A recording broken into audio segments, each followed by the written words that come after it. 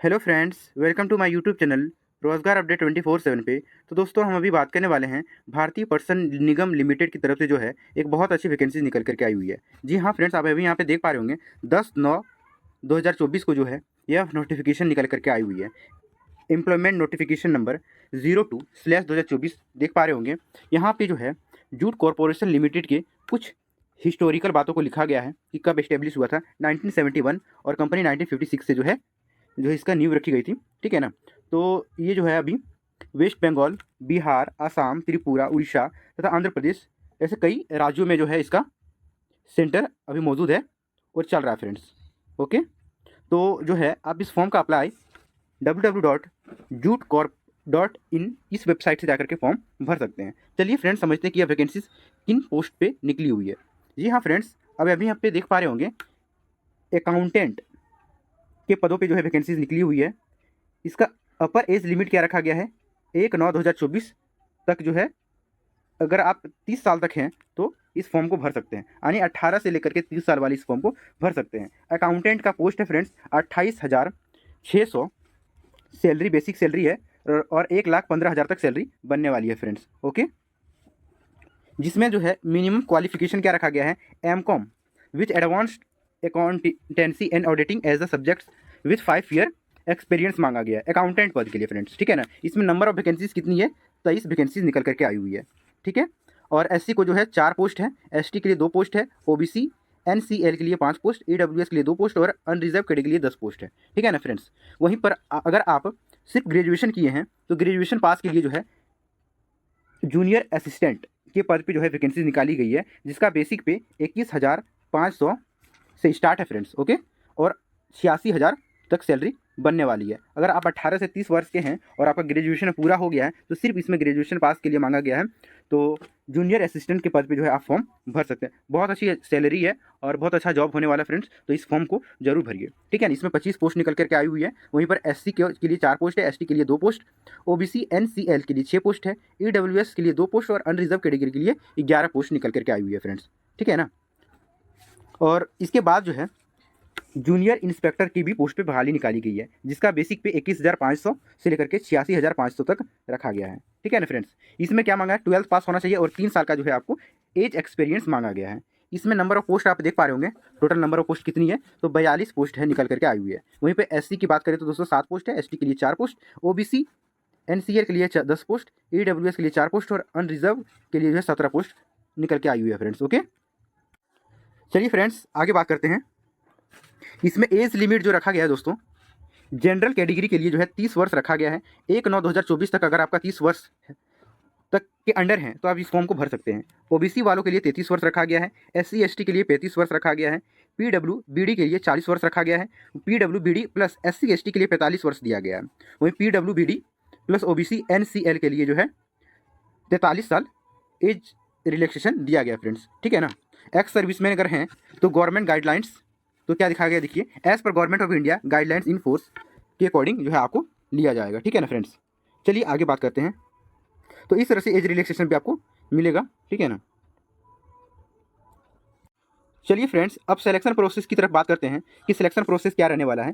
तो अकाउंटेंट पद के लिए जो है सीबीटी मोड में आपका एग्जाम होगा, डॉक्यूमेंट वेरिफिकेशन होगा और फाइनल मेरिट आपका बना दिया जाएगा। यानी कि अकाउंटेंट इतनी अच्छी वैकेंसीज है, सिर्फ एक एग्जाम होगा। ठीक है ना। सीबीटी मोड पे एक एग्जाम होगा, डॉक्यूमेंट वेरिफिकेशन होगा और फाइनल मेरिट बना दिया जाएगा और आपका ज्वाइनिंग करा दिया जाएगा फ्रेंड्स। ठीक है। तो एक बहुत अच्छी एग्जाम सिलेक्शन प्रोसेस भी ज़्यादा लंबा है नहीं, सीबीटी 1 ही सिर्फ है। यहाँ पे सीबीटी 2 के लिए कुछ नहीं कहा गया, यानी कि आपका सीबीटी 1 होगा, डॉक्यूमेंट वेरिफिकेशन होगा और फाइनल मेरिट लगा दिया जाएगा। ठीक है ना फ्रेंड्स। चलिए वहीं पर क्वालिफाइंग पैरामीटर की बात करें तो दोस्तों, जनरल कैटेगरी को जो है 50% लाना अनिवार्य है। एससी एसटी पीडब्ल्यू के लिए जो है 45% लाना कंपलसरी है। ठीक है ना। देखिए, डॉक्यूमेंट वेरिफिकेशन में आपको 1:5 के अकॉर्डिंग बुलाया जाएगा, यानी कि एक पोस्ट पे जो है 5 स्टूडेंट को बुलाया जाएगा और इसके अकॉर्डिंग जो है आप जो है डॉक्यूमेंट वेरिफिकेशन के बाद लिया जाएगा फ्रेंड्स। ठीक है ना। तो अपना अपना डॉक्यूमेंट यहीं पे आपका छँटाई होगा, तो अपना अपना डॉक्यूमेंट जो है अच्छे से बनवा लीजिएगा। ठीक है ना। डॉक्यूमेंट एकदम पूरा पुख्ता अच्छा रखिएगा ताकि आपको डॉक्यूमेंट वेरिफिकेशन में ना छाड़ सके ये लोग, क्योंकि एक स्टूडेंट पे 5 बच्चे को बुला रहा है डॉक्यूमेंट वेरिफिकेशन में, तो स्वाभाविक है कि डॉक्यूमेंट वेरिफिकेशन में बहुत सारे बच्चे निकल जाएंगे। वहीं पर फ्रेंड्स जूनियर असिस्टेंट एग्ज़ाम की बात करें तो ये भी एग्ज़ाम सीबीटी मोड में होगा। इसमें टाइपिंग टेस्ट मांगा गया दोस्तों, इसमें टाइपिंग टेस्ट लिया जाएगा, डॉक्यूमेंट वेरिफिकेशन होगा और फाइनल मेरिट लगा दिया जाएगा। इस जूनियर असिस्टेंट के वैकेंसीज जो है इसका क्वालिफाइंग पैरामीटर देखते हैं तो दोस्तों जनरल कैटेगरी को 50% लाना अनिवार्य है, SC ST PWBD को 45% लाना अनिवार्य है, ठीक है ना फ्रेंड्स।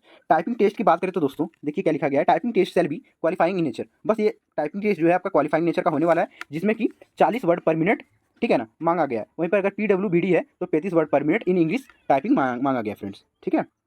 तो ये भी जो है 1:5 में डॉक्यूमेंट वेरिफिकेशन के लिए बुलाएगा। वहीं पर जूनियर इंस्पेक्टर की जो वैकेंसीज है उसका भी एग्जाम सीबीटी मोड में लिया जाएगा, उसके बाद डॉक्यूमेंट वेरिफिकेशन होगा और इसमें ट्रेड टेस्ट लिया जाएगा और फिर जाकर के आपका फाइनल मेरिट बनाया जाएगा दोस्तों, ठीक है ना।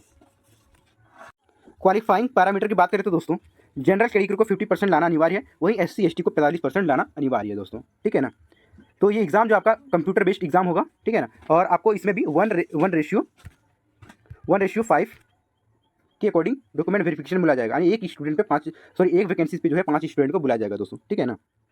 चलिए, और ट्रेड टेस्ट का जो क्वालिफाइंग नेचर क्या होने वाला है वो 60% जनरल OBC EWS के लिए रहने वाला है, SC ST के लिए 55% लाना है। ये ट्रेड टेस्ट की बात कर रहे हैं दोस्तों, ठीक है ना। जो इंस्पेक्टर की पोस्ट में जो ट्रेड टेस्ट होने वाला है उसमें जनरल OBC EWS को 60% लाना अनिवार्य है, SC ST को 45% लाना अनिवार्य है। अगर इससे कम मार्क्स लाते हैं, कम स्कोर करते हैं तो आपको डिस्क्वालीफाई कर दिया जाएगा।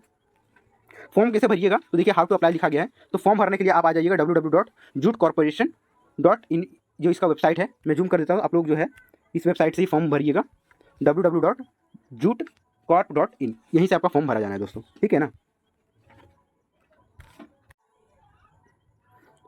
तो फॉर्म भरने के लिए दोस्तों रिक्वायर्ड डॉक्यूमेंट्स क्या क्या रहने वाला है तो देखिए, वैलिड ईमेल आईडी होनी चाहिए, वैलिड मोबाइल नंबर होना चाहिए, detail of debit card, credit card, net banking of making fee payment, यानी कि आपके पास डेबिट क्रेडिट क्रेडिट कार्ड, आज तो नेट बैंकिंग अगर अवेलेबल है तो फी देने के लिए जो है आपके पास कोई भी एक मेथड होनी चाहिए, ठीक है ना फ्रेंड्स। स्कैन फोटोग्राफ चाहिए, ठीक है ना, जो कि 3 वीक से पुराना नहीं होना चाहिए। Scan copy of signature, blue या ब्लैक पेन से आपका सिग्नेचर लिया जाएगा, ठीक है। Scan copy of following document, कुछ डॉक्यूमेंट जो है PDF फॉर्मेट में जो है आपको जमा करना है। क्या लग रहा है फ्रेंड, चलिए बात करते हैं। तो डॉक्यूमेंट्स में जो है आपका डेट ऑफ बर्थ का proof, 10th pass certificate, admit card मांगा जाएगा। ID प्रूफ में जो है Aadhaar card, election card, PAN card, passport कुछ भी है तो ID कार्ड में लग जाएगा। एजुकेशन क्वालिफिकेशन में आपका जो है final provisional degree certificate, 10th 12th का दोनों का प्रोविजनल लगने वाला है और मार्कशीट भी लगने वाला है। ग्रेजुएशन का और पोस्ट ग्रेजुएशन का जो वैकेंसीज है उसके अकॉर्डिंग मांगा जाएगा दोस्तों, ठीक है ना। एक्सपीरियंस सर्टिफिकेट, एक्सपीरियंस पोस्ट, जो इंस्पेक्टर का जो 3 ईयर का एक्सपीरियंस मांगा गया है उसमें एक्सपीरियंस सर्टिफिकेट मांगा गया है इंस्पेक्टर पोस्ट के लिए ओनली, ठीक है ना। तो एप्रोप्राइट सर्टिफिकेट, SC ST OBC है तो का सर्टिफिकेट आपका लगेगा। EWS है तो EWS का सर्टिफिकेट लगने वाला है, ठीक है ना दोस्तों। PW से अगर है तो आपका डिसेबिलिटी सर्टिफिकेट लगेगा और service certificate in ex serviceman के लिए जो है सर्विस सर्टिफिकेट लगने वाला है दोस्तों। पेमेंट फ़ी का बात करें तो दोस्तों पेमेंट फ़ी जो है नॉन रिफंडेबल एप्लीकेशन फ़ी रहने वाला है। ऐसा नहीं कि फॉर्म भर दिए और फिर पेमेंट आप वापस मांग रहे हो, तो ऐसा नहीं है, और नॉन रिफंडेबल फ़ी रहने वाला है। SC ST OBC कैटेगरी को जो है 0 रुपये फीस लगने वाला है, कोई फीस नहीं लगने वाला है, ठीक है ना दोस्तों। वहीं जनरल OBC EWS कैंडिडेट को जो है 250 रुपये लग रहा है, तो SC ST 0 रुपये लग रहा है, और अगर जनरल OBC EWS को जो है 250 रुपये लग रहा है फीस, ठीक है ना दोस्तों। चलिए आगे बात करते हैं। तो एग्ज़ाम जो है CBT मोड में होने वाला है, ठीक है। एग्जाम वेन्यू देख लेते हैं। The computer based online examination will be held across major jute growing state capital and cities of India. Candidates may opt for a maximum 3 centre as per their preference. However देखिए, जो form भरते time preference आएगा, ठीक है ना, तो आप 3 preference आपको चूज़ करने के लिए आएगा, जो आपका सबसे नज़दीकी प्रीफरेंस होगा, एग्जामिनेशन सेंटर होगा, वही डालिएगा तो ज़्यादा बेटर रहेगा, ठीक है ना दोस्तों। तो अगर आप झारखंड बिहार इधर से हैं तो वेस्ट बंगाल जरूर डालिएगा, क्योंकि जो जूट कैपिटल है वहीं पे आपका सेंटर पड़ने वाला है दोस्तों, ठीक है ना। तो वेस्ट बंगाल नज़दीक पड़ेगा तो आप यहाँ पे फॉर्म डालिए, पटना से तो पटना में डालिए, ठीक है ना। चलिए,